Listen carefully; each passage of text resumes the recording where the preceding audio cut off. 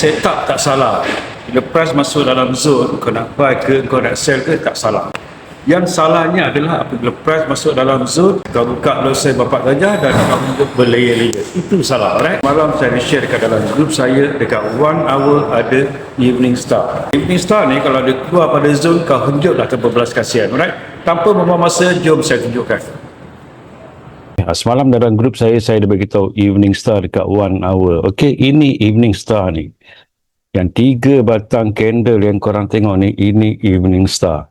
So, evening star ni, kalau dia keluar daripada candle ni, bermaksud dia akan pergi kepada next support kalau dia keluar. So, next support di mana yang terdekat adalah di sini. So, kalau korang tengok dekat sini, di sini ada buy engulfing dekat sini, nampak? So, itu target kita. So, semalam, Alhamdulillah, dia keluar dekat sini, sampai dekat sini, dia pergi 400 pip. Okay? Cara entry dia bagaimana? Korang pergi kepada M15. Nampak?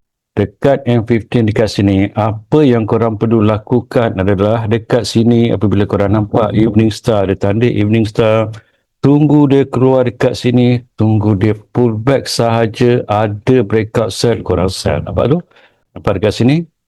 Korang boleh draw saja dekat sini, kalau dia keluar korang entry, ataupun korang boleh menggunakan trend line terpulang kepada masing-masing keselesaan masing-masing. Alright, so dekat M15 entry korang pergi kepada M5. Nampak tu dekat M5 dekat sini, dekat M5 dia keluar saja dekat line dekat sini, sebagai contoh dekat sini, saya padam dekat sini, dia keluar sahaja line sini, nampak? Dia keluar saja dekat line sini, korang entry, ambil stop loss korang dekat sini, nampak ni? Tak sampai pun 50 pip.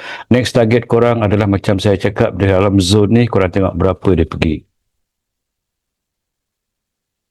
Okay, dalam zone ni, kita tengok dekat sini, berapa dia pergi dekat sini. Sini sudah 350 pip. Tak payah ambil banyak-banyak, ambil 200 pip pun sudah cukup. Kalau korang tak tahu nak entry juga, macam biasa, korang onkan saja indikator Jepun ni. Nampak tu? Indikator Jepun ni, korang nampak dekat sini.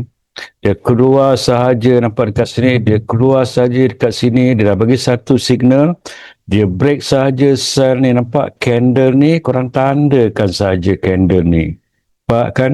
Kita nak mencari sell, dia dah bagi signal sell dekat sini, korang tanda dekat sini, nampak? Tanda dekat sini, apabila sampai dekat sini, korang entry saja. Nampak dekat sini? Kan? Dia keluar saja zone ni, korang entry saja. Zoom dia pergi dekat sini 250 pip. Alright? Itu saja yang saya nak share dengan korang. Semoga bermanfaat. I'll see you. Assalamualaikum.